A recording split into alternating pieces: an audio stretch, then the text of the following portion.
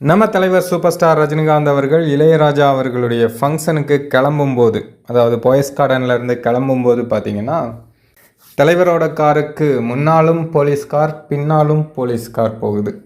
So தலைவரை வந்து ஒரு மிகப்பெரிய பாதுகாப்போடு கூப்பிட்டு போகிறாங்க. ஏன்னா தமிழக அரசு சார்பாக எடுக்கிற விழா இல்லையா. தலைவர் வந்து பெரும்பாலும் இந்த மாதிரி பாதுகாப்பெல்லாம் விரும்புகிறது கிடையாது, அவர் கேட்குறதும் கிடையாது. இருந்தாலும் தமிழ்நாடு அரசாங்கம் சார்பாக நடத்தக்கூடிய விழா, இளையராஜா அவர்களுக்கு பொன் விழா ஆண்டு கொண்டாடுறாங்கல்ல, அதனால் இப்போ தலைவருக்கு வந்து அந்த போலீஸ் பாதுகாப்புடன் கூப்பிட்டு போகிறாங்க.